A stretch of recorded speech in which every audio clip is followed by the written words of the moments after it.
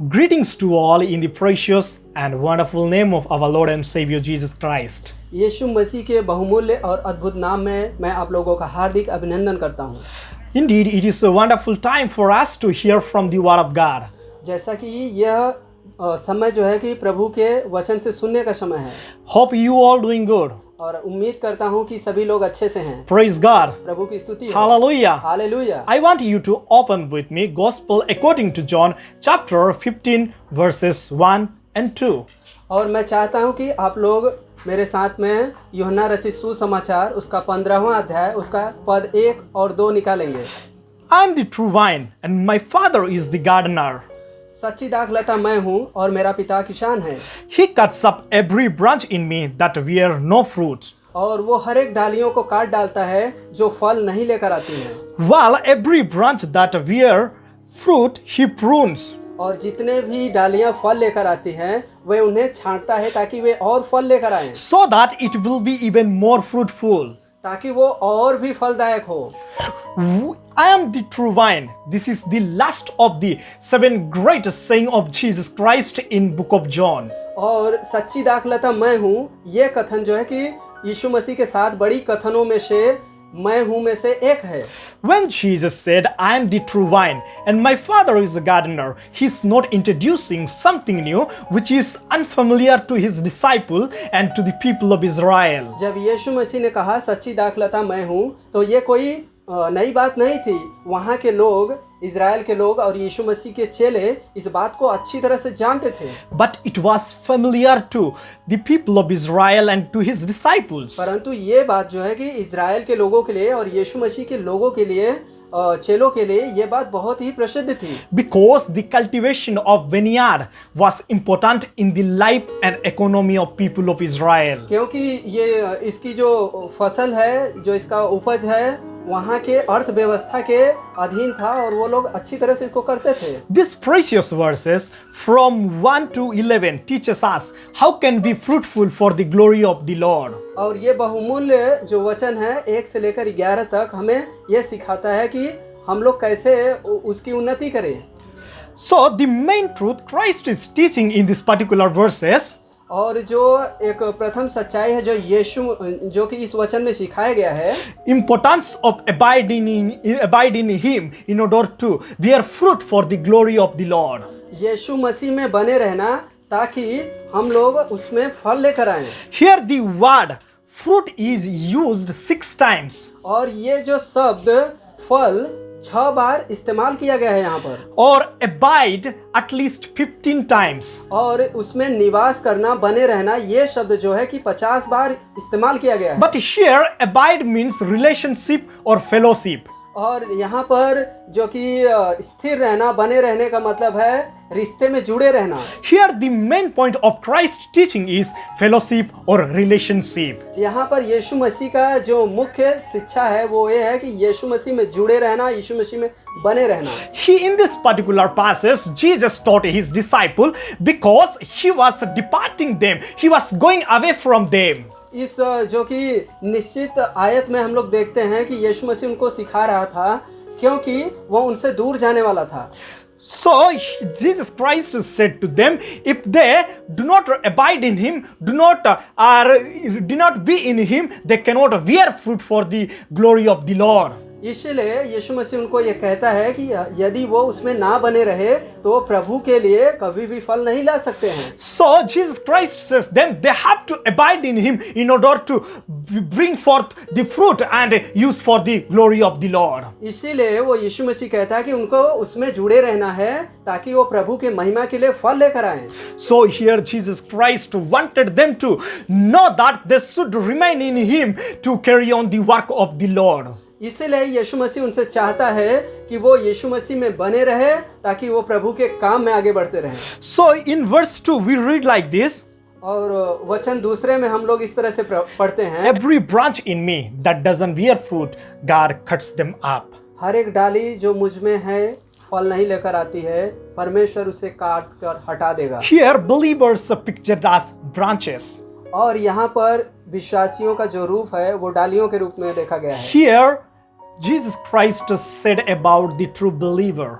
यहाँ पर यीशु मसीह सच्चे विश्वासियों के बारे में बात करते हैं, those who attached by faith in Christ Jesus. जो यीशु मसीह में विश्वास के द्वारा बने रहते हैं। We know the branches are unable to bear fruit by themselves.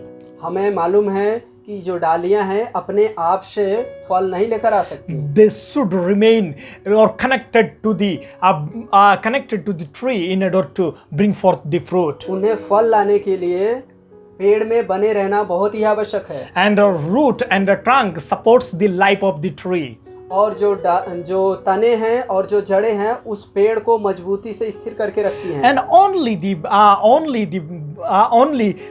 branches bring forth the fruit which is remaining in the tree. और सिर्फ वही डालियां फल लेकर आ सकती हैं जो पेड़ में बने रहते हैं। In the same way, while believer do not bring forth the fruit for the glory of the Lord, ठीक उसी प्रकार से जब विश्वासी लोग सच्चे फल नहीं लेकर आ सकते हैं, God cuts them up. परमेश्वर उन्हें काट कर हटा देता है। But for bearing fruit, परंतु फल लाने के लिए he should remain in Lord Jesus Christ, having relationship with Him. और उसको यीशु मसीह में बने रहना है, एक रिश्ता बना के रखना है। But how can a person be in Lord Jesus Christ? परंतु एक व्यक्ति यीशु मसीह में कैसे रह सकता है? A person can be in Lord Jesus Christ only through new birth. एक व्यक्ति यीशु मसीह में तभी स्थिर रह सकता है, बना रह सकता है जब उसका नया जन्म हुआ हो। And the new birth takes place when a person responds by faith to the divine love of God, which was shown or demonstrated on the cross of Calvary. और नया जन्म तभी होता है जब एक व्यक्ति विश्वास के द्वारा परमेश्वर के ईश्वरीय प्रेम को काल्वरी क्रूस पर देखता है, उसको स्वीकार करता है। And became convicted of his or her sin and confess Jesus as his personal savior. और वो अपने पाप को मानती है और मान करके परमेश्वर को स्वीकार करती है। Hallelujah. Hallelujah, Praise Lord. Praise the Lord, प्रभु की स्तुति हो। There are many people in the world. इस संसार में बहुत सारे लोग हैं So many live morally very good. और वो जो नैतिक रूप से बहुत अच्छा जीवन व्यतीत करते हैं, So they'll help the poor and needy people. वो गरीब लोगों का और जरूरतमंद लोगों का सहायता भी करते हैं They have good reputation in the society. और समाज में उनका अच्छा खासा नाम भी है। It doesn't mean that they are in Christ. लेकिन इसका मतलब ये नहीं कि जो है कि वो यीशु मसीह में है। It doesn't mean that they have new birth in Lord Jesus Christ. इसका मतलब ये नहीं है कि वो मसीह यीशु में उनका नया जन्म हुआ है। Also, there are people, if we ask them, are you Christian? और कुछ ऐसे भी लोग हैं, अगर आप उनसे पूछो कि क्या आप मसीही हो, They will reply, thank God, my parents are in Christ. तो वो इस तरह से उत्तर देंगे, प्रभु तेरा धन्यवाद हो कि मेरा परिवार जो है, मेरे माता पिता जो है यीशु मसीह में है। So my siblings are in Christ. और मेरे भाई बहन जो है यीशु मसीह में हैं। My relatives are in Christ. और मेरे रिश्तेदार मसीह में हैं। My dear people of God, if our parents, siblings, relatives are in Christ, it doesn't make us to be in Lord Jesus Christ. मेरे प्रिय मित्रों, यदि हमारे माता पिता, हमारे परिवार, हमारे रिश्तेदार और हमारे भाई बंधु यीशु मसीह में हैं, तो इसका मतलब ये नहीं है कि हम भी मसीह में हैं।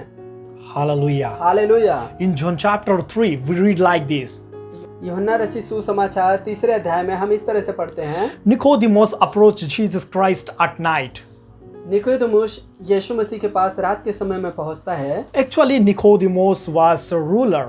सच में निकोदेमुस जो है एक शासक था। He was a member of Sanhedrin. और वो एक सनहेड्रिन का शासक था। So in those days, Sanhedrin were the most powerful men. और जो ये महासभा थी उस समय बहुत ही पुरुषों के लिए और बहुत ही प्राथमिकता थी इसमें। They were the judges. और उनमें शासक हुए करते थे। Much like the member of Supreme Court. और ठीक इसी प्रकार से जैसे उच्च न्यायालय में सदस्य होते हैं।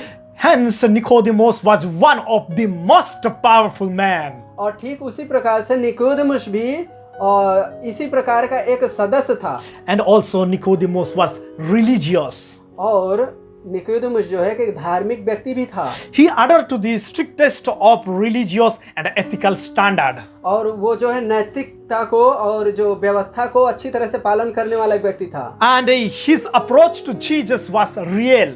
और जब वो यीशु मसीह के पास पहुंचा तो वो एक सच्चे कारण की वजह से पहुंचा। And his approach was sincere for search for the truth. और उसका जो यीशु मसीह के पास पहुंचना है वो सच में यीशु मसीह के पास सच्चाई की खोज करते हुए पहुंचा था। And when Nicodemus went to Jesus and said, Rabbi, जब निकोदेमुस यीशु मसीह के पास पहुंचा और कहा रबी, which means teacher, जिसका मतलब है अध्यापक या गुरु, you have come from God, therefore you are doing such miraculous signs. आप परमेश्वर की ओर से आए हुए हैं इसीलिए आप ये सारी चिन्ह चमत्कार दिखाते हैं। If you haven't come from God, then you would not have performed such miraculous signs. अगर आप परमेश्वर के पास से नहीं आए होते, परमेश्वर की ओर से नहीं आए होते तो आप इस तरह का चिन्ह चमत्कार नहीं दिखा सकते थे। Here Jesus Christ is given honor and respect. यहाँ पर यीशु मसीह को आदर और सम्मान मिलता है। But Jesus Christ ignores the compliment which was given by Nicodemus. लेकिन यीशु मसीह निकोदेमुस के द्वारा दिए गए आदर को नजरअंदाज कर देता है। And Jesus said to him according to the need of his heart. परंतु यीशु मसीह ने निकोदेमुस के हृदय के जरूरत को देखते हुए उससे एक बात कहा। Jesus said to Nicodemus that Nicodemus को यीशु मसीह ने कहा his religion. यह एक धार्मिक व्यक्ति है। So power is his religion, or power is not enough to give him new birth or save him from eternal destruction. उसने कहा कि किसी भी प्रकार का शक्ति जो तुम्हारे पास है, अधिकार जो तुम्हारे पास है, तुम्हें नया जीवन नहीं दे सकता है। It will not give you eternal life. ये तुमको अनंत काल का जीवन नहीं दे सकता है। So it will not give you new birth. इसलिए ये तुम्हें नया जीवन कतई नहीं दे सकता है। But if you want to have new birth in Lord Jesus Christ, you must believe in the Son of God. अगर तुम्हें नया जीवन प्राप्त करना है तो तुमको मनुष्य के पुत्र पे विश्वास करना होगा। Hallelujah. Hallelujah. Hallelujah. Hallelujah. My dear people of God. मेरे परमेश्वर के प्रिय लोगों, Our parents may be in Lord Jesus Christ. हमारे माता पिता जो है प्रभु यीशु मसीह में होंगे। Our relatives may be in Lord Jesus Christ. हो सकता है हमारे रिश्तेदार यीशु मसीह में हो। Our siblings may be in Lord Jesus हमारे Christ. भाई बहन जो है यीशु मसीह में हो। But it will not give us new birth. It will not lead us to heaven. परंतु उसके कारण से हमें नया जन्म नहीं मिलेगा जिसके वजह से हम स्वर्ग में जाएं। And our religious activities will not give us new birth. और हमारे धार्मिक जो कार्य है वो हमें कभी भी नया जन्म नहीं दे And सकते। our good work will not give us new birth. हमारे अच्छे काम हमें कभी भी नया जन्म नहीं दे सकते हैं। But when a person responds to Lord Jesus Christ and confess Jesus as his personal savior, then that person gets new birth. पर केवल वही व्यक्ति जो यीशु मसीह को अपना निजी उद्धारकर्ता के रूप में स्वीकार करता है, केवल वही लोग नया जीवन प्राप्त कर सकते हैं। My dear people of God, human being can attain salvation by themselves. मेरे प्रिय भाइयों और बहनों, यीशु मसीह का उद्धार अपने जीवन में हम लोग उद्धार अपने शक्ति से नहीं पा सकते हैं। But only God can give it. परंतु केवल परमेश्वर ही है जो इसे देता है। But the work of a human being is just to approach the cross and accept Jesus Christ his personal savior. लेकिन जो लोगों का कार्य है वो सिर्फ यीशु मसीह के क्रूस तक पहुंचने में मदद करती है। The moment a person accepts Lord Jesus as his personal savior, जिस समय में एक व्यक्ति को यीशु मसीह को अपना निजी उद्धारकर्ता के रूप में स्वीकार करता है, he is saved by the blood which was shed on the cross of Calvary. वो ये उस लहू के द्वारा धो दिया गया है जो क्रूस पर बहाया गया है। And he has been grafted into Lord Jesus Christ. अब वो यीशु मसीह में स्थिर हो गया, यीशु मसीह में जुड़ गया है। That's time sin will die and he will get new nature in Lord Jesus Christ. और उस समय जो है कि पाप मर जाता है और वो यीशु मसीह में एक नया स्वभाव पहन लेता है। Hallelujah. Hallelujah. Hallelujah. Hallelujah. Once we are grafted in Lord Jesus Christ, sin will be eradicated, sin will be removed, and we will get new nature in Lord Jesus Christ. एक बार जब हम यीशु मसीह में बन जाते हैं, यीशु मसीह में जुड़ जाते हैं, तब हम पाप से बिल्कुल अलग हो जाते हैं। Praise Lord. Praise the Lord. प्रभु की स्तुति हो। Hallelujah. Hallelujah. In Isaiah chapter 5 verse 7 we read like this. यशायाह उसका 5 अध्याय उसका 7वां पद में हम इस तरह से पढ़ते हैं। God desired from Israel was loving obedience. और परमेश्वर का जो इच्छा था इज़राइल से यह था कि ओबीडियंस आज्ञाकारिता से प्रेम करना, and righteousness and justice. न्याय और धार्मिकता। Even verse 2, God shows that God desired us to bear fruit. और पद दूसरा में हम देखते हैं कि परमेश्वर की इच्छा थी कि हम फल लेकर आएं। So in this passage from verses 1 to 11, progression is seen for bearing fruit. और इस पद में 1 से लेकर के 11 पद तक हम देखते हैं यहाँ पर फल के उन्नति के बारे में बात किया जा रहा है। In verse 2, fruit and more fruit. और दूसरे पद में फल और अधिक फल। And in verse 8, much fruit. और जो पद 8 है उसमें अधिक फल लेकर आना। Just see how the progression goes on. और देखें कि किस तरह से ये जो कि उन्नति होती जाती है। Fruit, then more fruit, then much fruit. फल और अधिक फल। Dear men and women of God, परमेश्वर के प्रिय युवक और युवतियों, God expects us to always be growing in the fruit bearing process. और परमेश्वर हमसे यही उम्मीद करता है कि हमेशा हम लोग फल लाते रहें। Hudson Taylor was a great missionary to China. Hudson Taylor जो कि चीन देश के एक मिशनरी थे, So he born into a Christian family. तो उनका जन्म जो है एक मसीही परिवार में हुआ। He brought up in a Christian family. और वो जो है कि मसीही परिवार में ही उनका उन्नति हुआ, वो पालन पोषण हुआ। When he grew up, he was influenced of his associated and skeptical and worldly young men.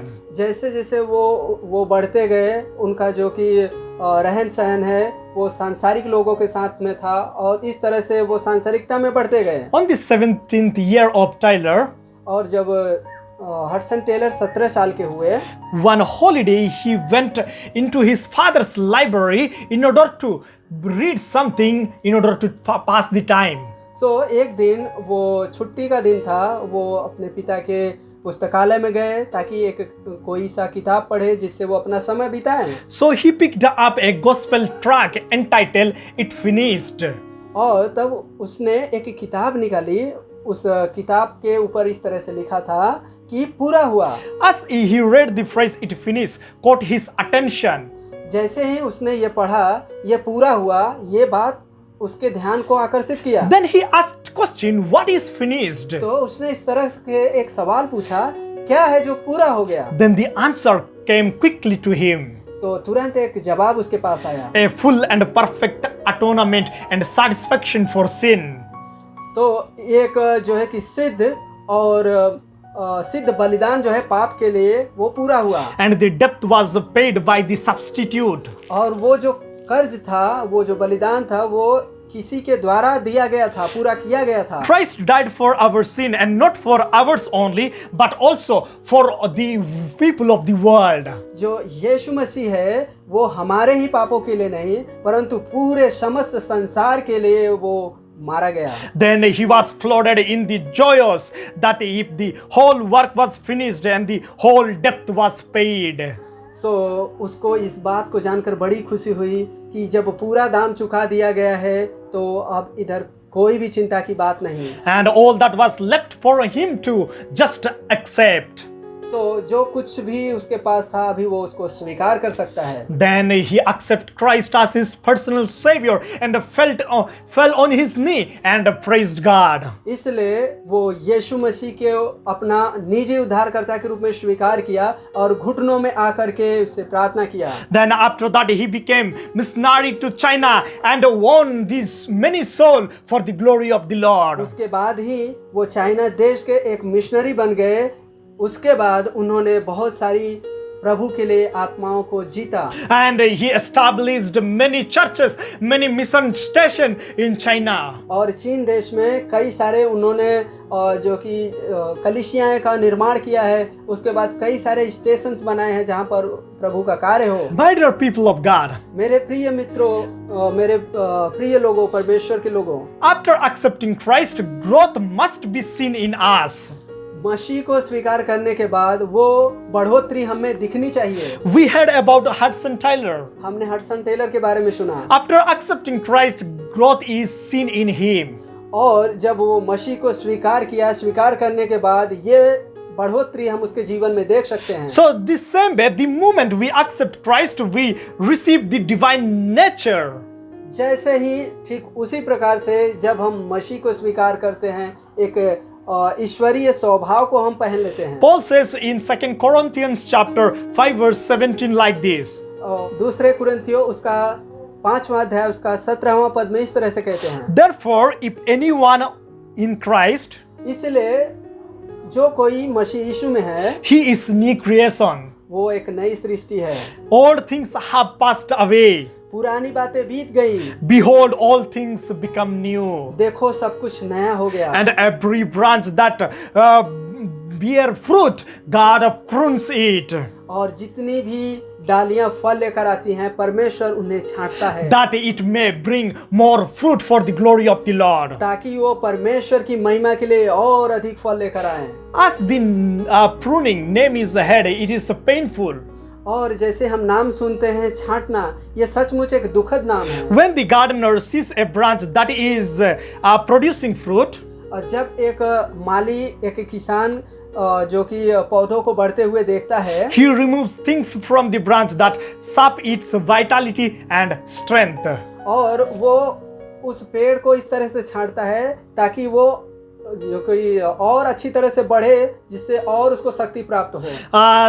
Things like sucker branches, useless bud, misdirected shoots, spots, discolored leaves. और जितने भी जो कि पीले पड़ जाने वाले रंग होते हैं, जितनी भी टेढ़ी मेढ़ी डालियां होती है, उन सबको काट करके वो सीधा बनाता है। And in the same way, when we continue to live in Him and begin to bear fruit, और जब हम उसमें लगातार बने रहते हैं और फल लेकर आते हैं, there will be many things in us and around us that will hinder us in walking with the Lord. और तो हमारे भी जीवन में बहुत सारी ऐसी चीजें होंगी जो हमें प्रभु में चलने से रोकती हैं। At the time, God cleanses us through the pruning process so that we may great for the glory of the Lord. और ऐसे ही समय में परमेश्वर हमको छांटता है ताकि हम और अच्छी तरह से फल लेकर आएं। At the time, God cleanses us through the pruning process so that we may great for the glory of the Lord. और छांटने के द्वारा परमेश्वर हमको शुद्ध करता है ताकि हम उसके लिए और अधिक फल लेकर आएं। Hence, God cleanses us through the word,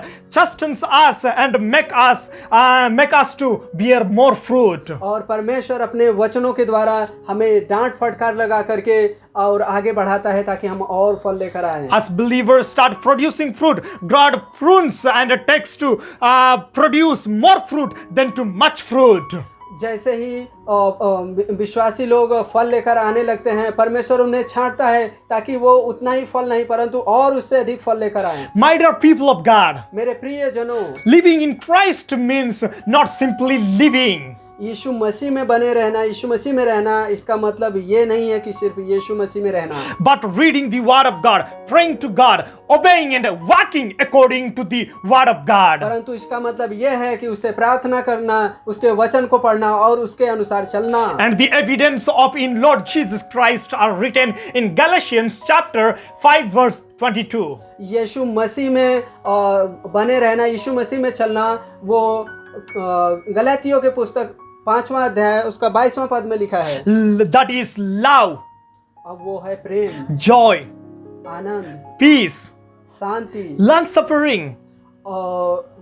suffering, और जो लंबे समय का दुख है, kindness, दयालुता, goodness, अच्छाई, faithfulness, विश्वास योग्यता gentleness, और नम्रता and self-control. और आत्मसंयम। My dear people of God, मेरे प्रिय परमेश्वर के लोगों, when we remain in Lord Jesus Christ, this fruit will be seen in us. जब हम यीशु मसीह में बने रहते हैं तब ये फल हम में देखा जा सकता है। In the sense we will become more like Him.